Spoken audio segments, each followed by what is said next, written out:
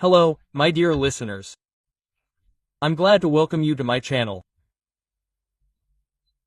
Thank you so much for your feedback and comments after listening to my stories. I really enjoy reading them. Thank you so much.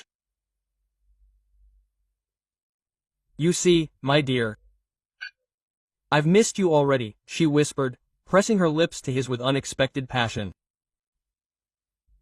In her hands, the woman held a large package that exuded the appetizing aroma of freshly baked goods. Quote, How did you know where I live? The man muttered in confusion, involuntarily retreating deeper into the hallway. She laughed, confidently walking into the kitchen, as if she'd been here 100 times before. Quote, Silly, you're always hanging out on the balcony. It wasn't hard to guess what floor and what apartment.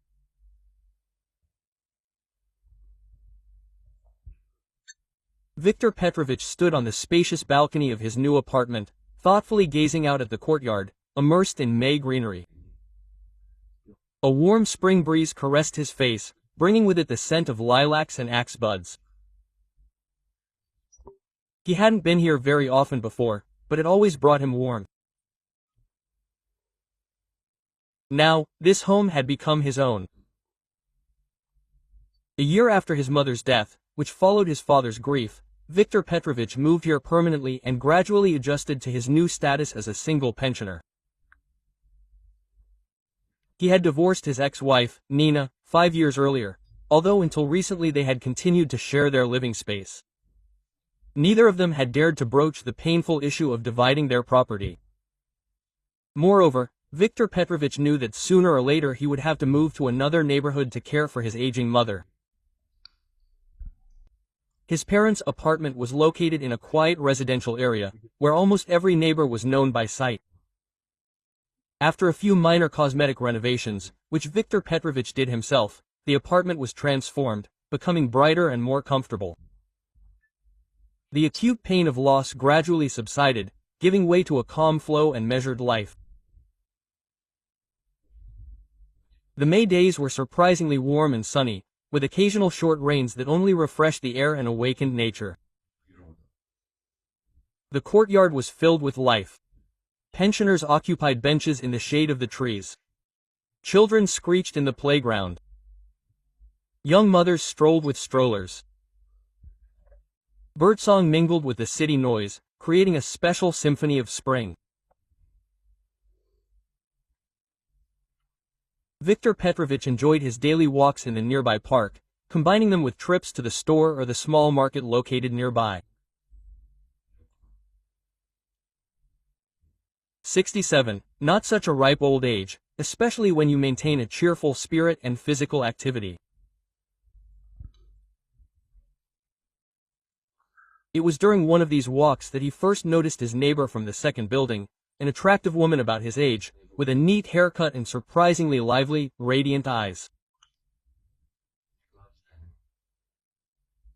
She always smiled warmly when they met and always said something pleasant.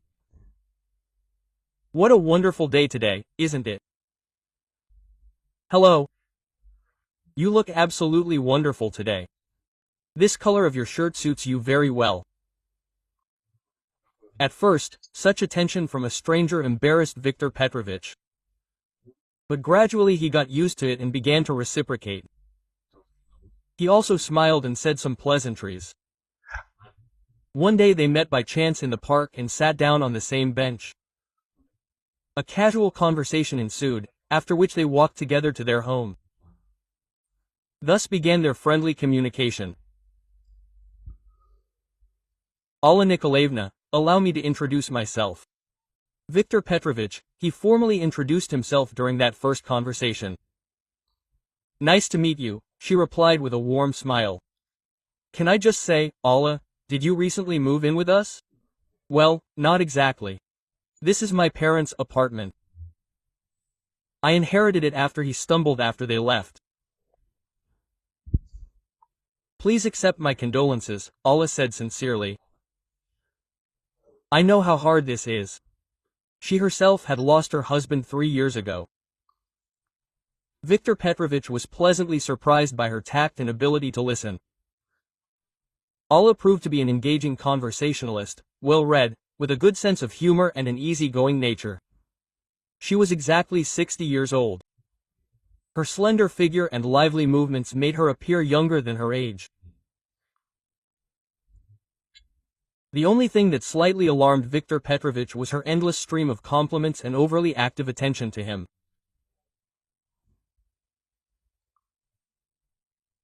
Their supposedly chance encounters became more frequent, and soon Alla Nikolaevna began suggesting times for evening strolls together. Quote, Viktor Petrovich, let's go for a walk to the park at 7 o'clock this evening.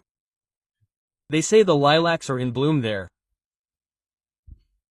He agreed, gradually growing accustomed to her company and even finding a certain pleasure in their leisurely conversations.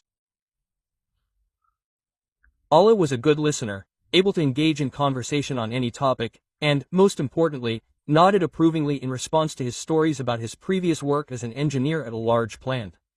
Quote, Can you imagine, we had a workshop employing over 100 people, and I was responsible for the entire production process, Viktor Petrovich recounted proudly. What a responsibility! Alla exclaimed admiringly. I'm sure you were an excellent manager. You can tell you're reliable and thorough. Such attention flattered Viktor Petrovich's masculine pride, although deep down he knew his new acquaintance might be overly interested.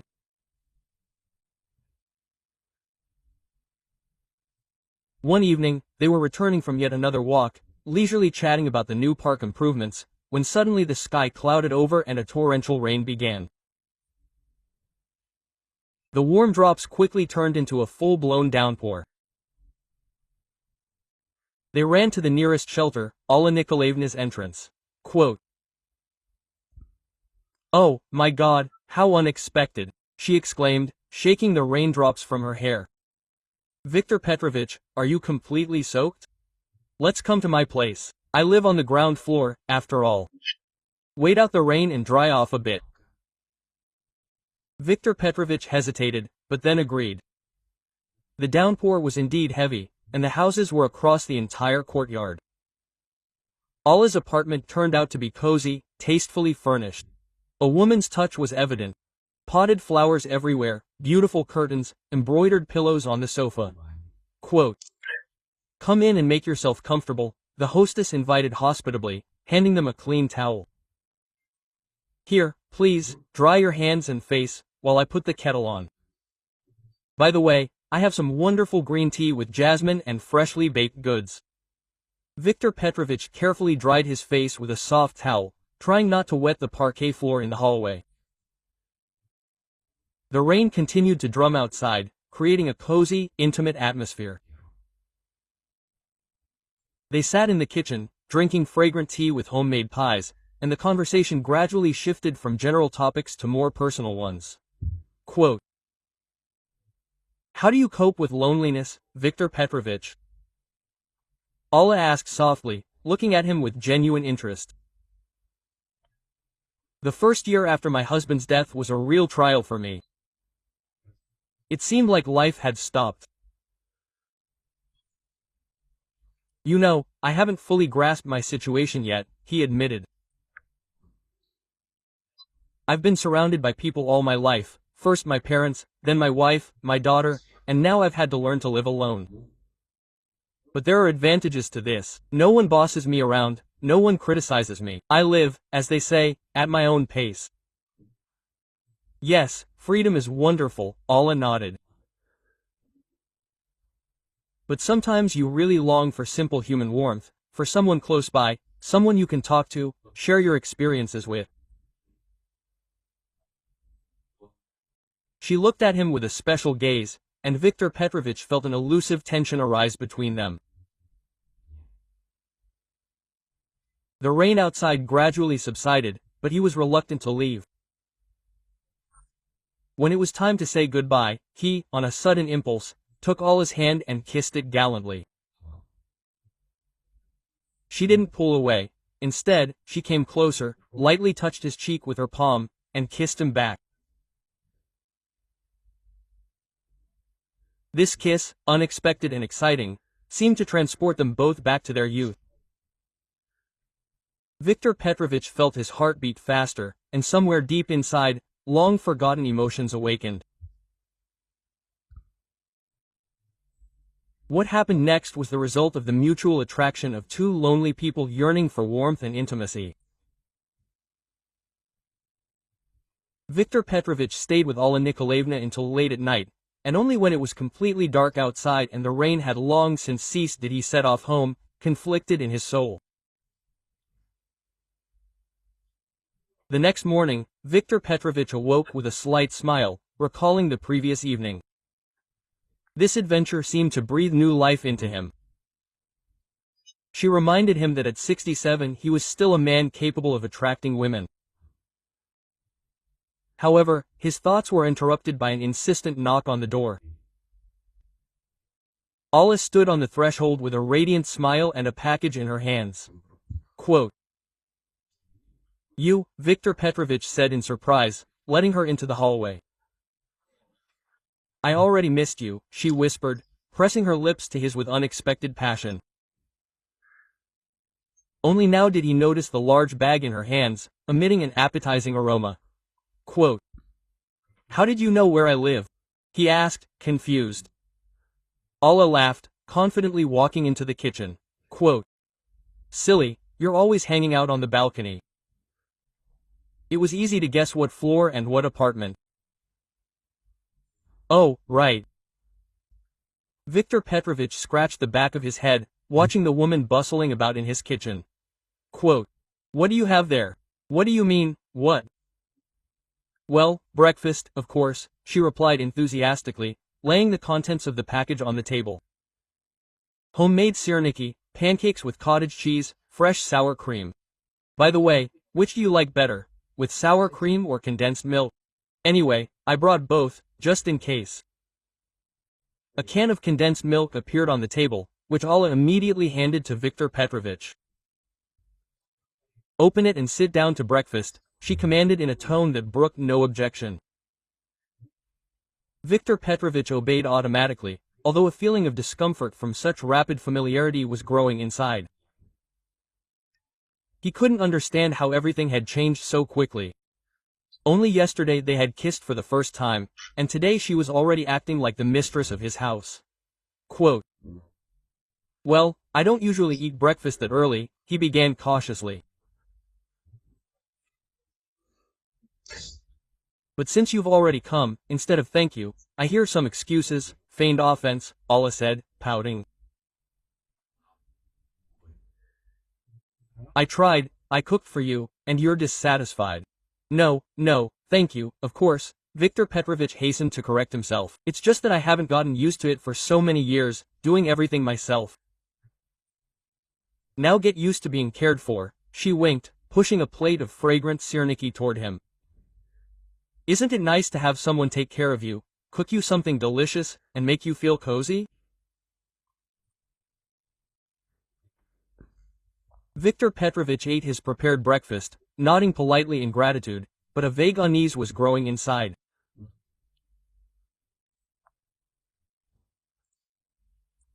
Alla, meanwhile, enthusiastically talked about the benefits of living together, about the importance of not being alone in old age, especially for a man. Quote,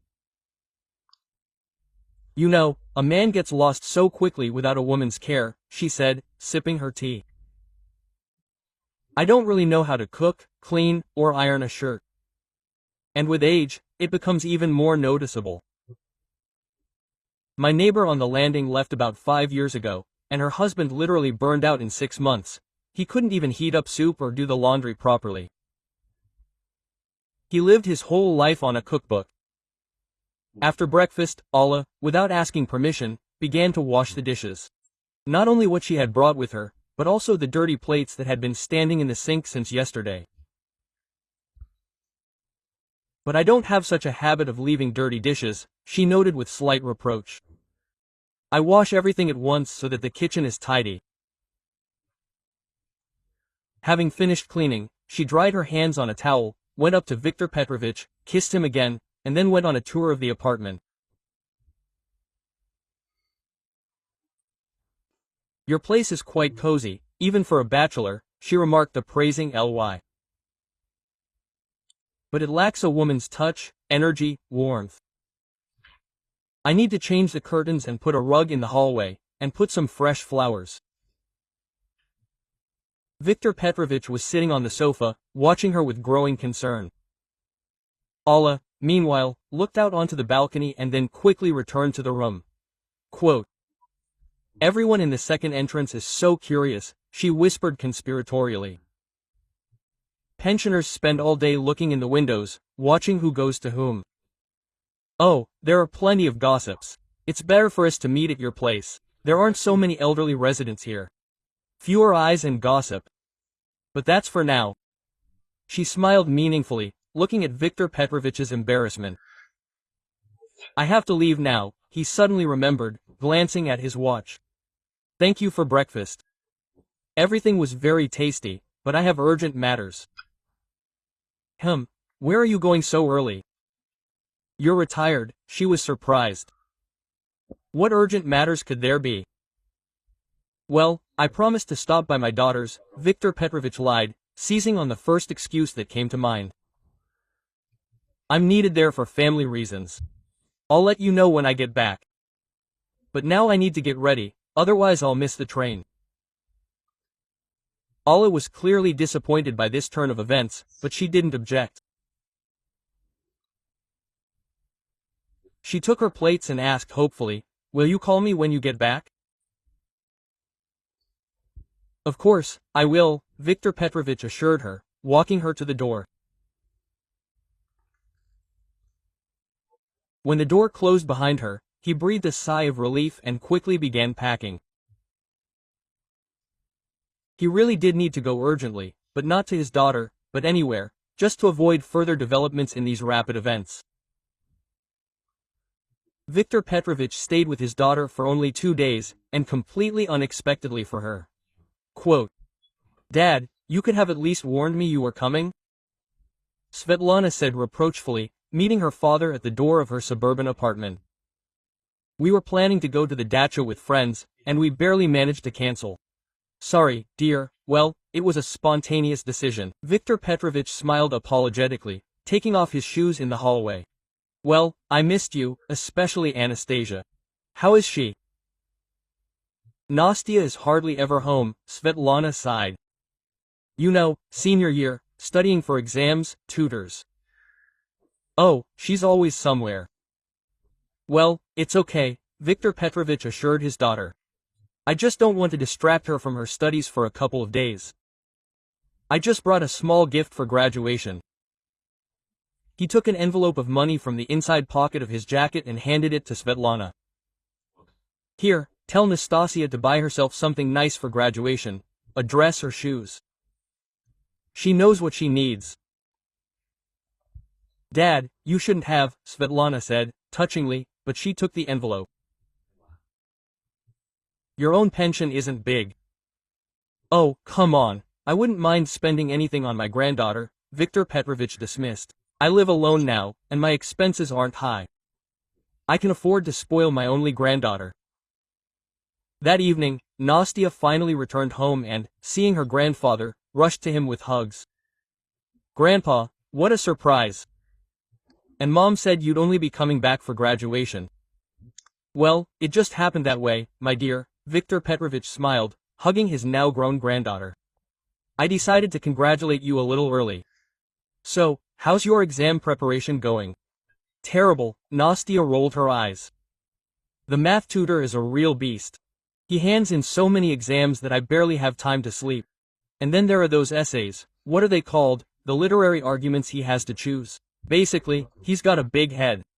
"Oh, well, you'll manage," Grandpa encouraged. "You're a smart, goal-oriented girl. Who did you take after? Not me, that's for sure. I was a C student at school." "Grandpa." "Oh, come on," Nastya said in disbelief. "You worked as a chief engineer. How could you be a C student?"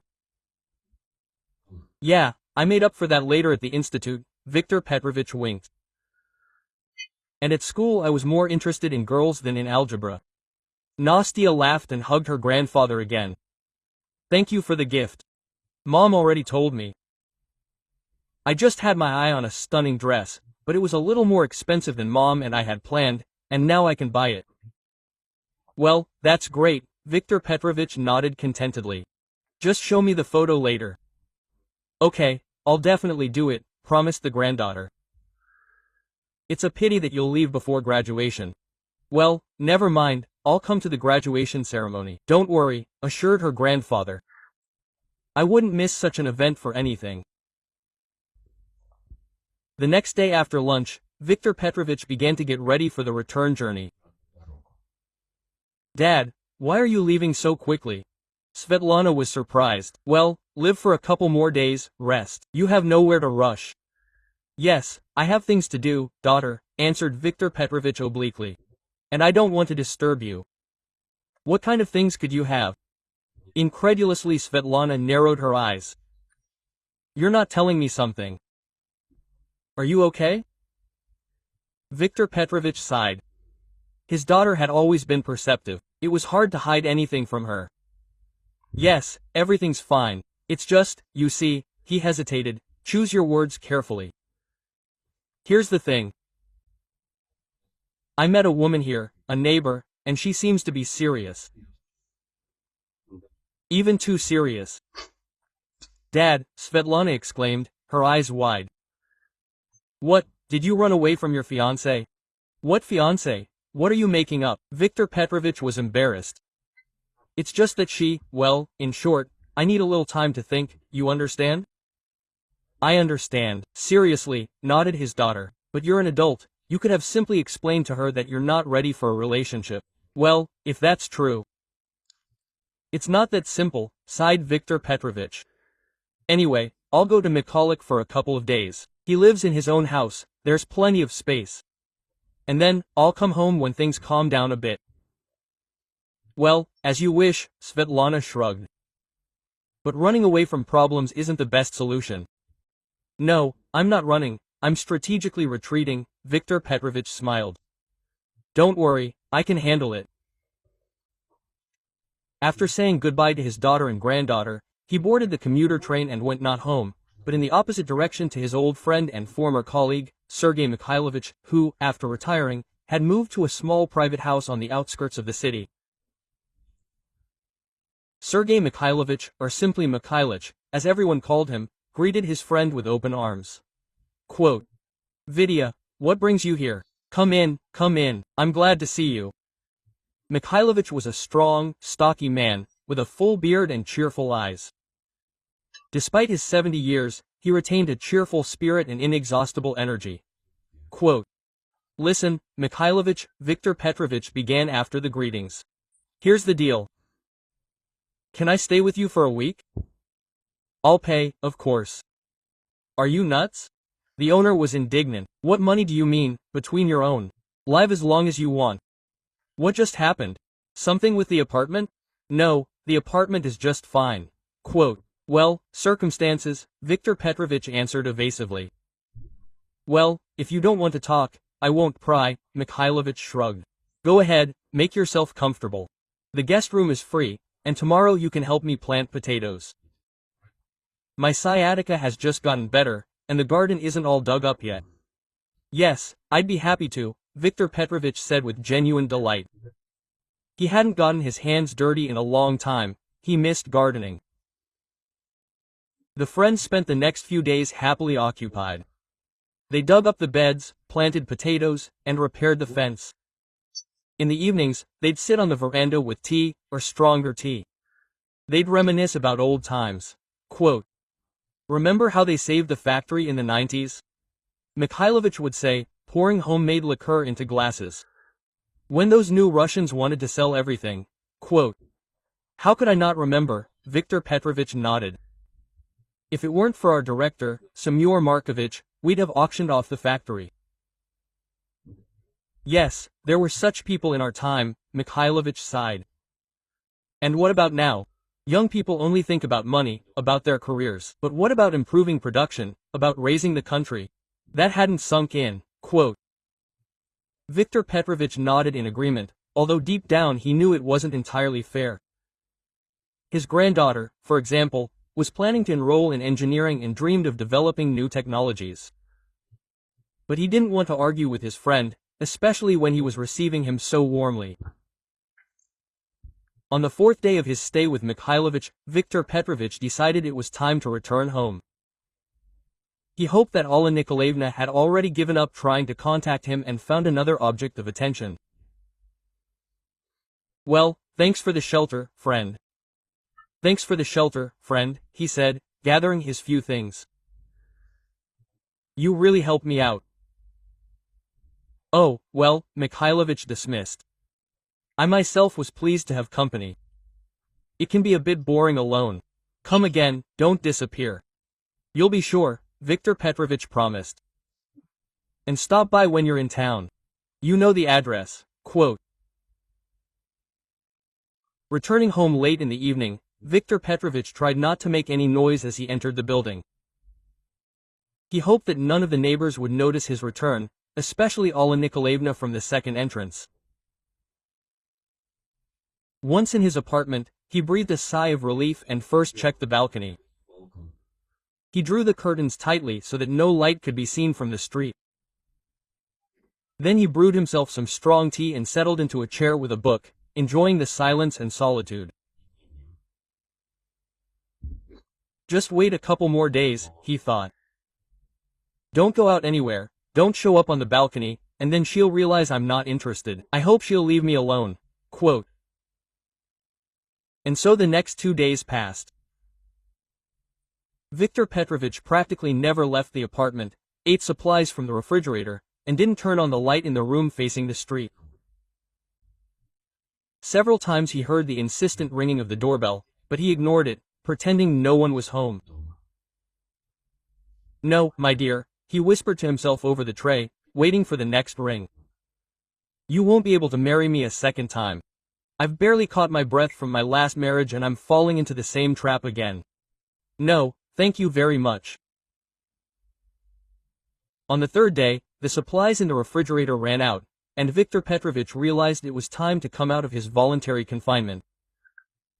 Besides, he decided that he had made it quite clear to Alla Nikolaevna his unwillingness to continue their close contact. She couldn't help but notice his absence for several days. In the morning, he got ready and went to the nearest supermarket for groceries. Leaving the house, Viktor Petrovich breathed in the fresh air with pleasure. May was in full swing. The trees were covered with young leaves. Tulips were blooming in the small garden near the house. He filled his basket at the store with groceries. He wanted to treat himself to something tasty after the forced diet. Canned goods, sausage, cheese, fruit, vegetables for salad, fresh bread, a pack of cookies for tea. Viktor Petrovich didn't skimp. Quote. "I'll cook a big one," he thought, choosing meat on the bone. "And I'll make cutlets, enough for a week. I'll freeze portions and defrost them one at a time." Quote. After paying at the checkout, he put his groceries in a large cloth bag and headed home through the park. The day was warm, even hot for May. And Viktor Petrovich decided to rest a little, sitting down on a bench in the shade of a spreading lilac bush. The park was not crowded at this time. Most people were at work, children at school. Only occasionally did mothers with strollers and pensioners like himself pass by. Viktor Petrovich set the bag of groceries down next to him and stretched out his legs with pleasure, turning his face to the fresh breeze. After several days spent in the apartment, the walk seemed especially pleasant. "Oh, how wonderful," he thought, closing his eyes. "It's quiet, the birds are singing, the lilacs are blooming, and there are no problems, no pushy women with their sirniki and plans for a future together." He was about to get up and continue his way home when he suddenly noticed a couple approaching down the alley. A woman in a bright dress and a red beret was leading a gray-haired man by the arm, animatedly telling him something. Even from a distance, Viktor Petrovich unmistakably recognized Alla Nikolaevna. His first impulse was to get up and leave unnoticed, but then he changed his mind. "Why should I hide?" he reasoned. "This is a public place. I have every right to be here. Besides, she seems to have already found herself new company. Remaining seated on the bench, Viktor Petrovich watched the couple approach. Alla was enthusiastically telling her companion something, holding his arm and looking into his face. An elderly man who looked to be about 70 listened attentively, occasionally nodding in agreement. When they reached the bench where Viktor Petrovich was sitting, Alla, noticing him, froze for a moment, and then resolutely turned away, pretending not to recognize him. Quote, "Good afternoon," Viktor Petrovich greeted loudly, feeling a strange satisfaction from the situation. "Beautiful weather, isn't it? I wish you a pleasant walk." What did he say? Alla's hard of hearing companion didn't hear, leaning towards her. "Nothing special, just saying hello," she answered loudly, without looking towards Viktor Petrovich. "Do I know this man?" The elderly man asked again, peering at the man sitting on the bench. No.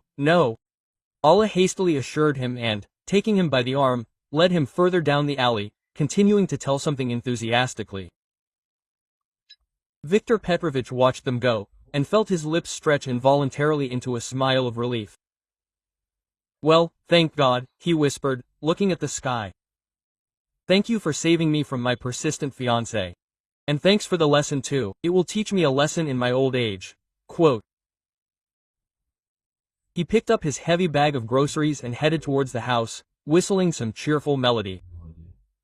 His soul felt light and calm, as if it hadn't been that way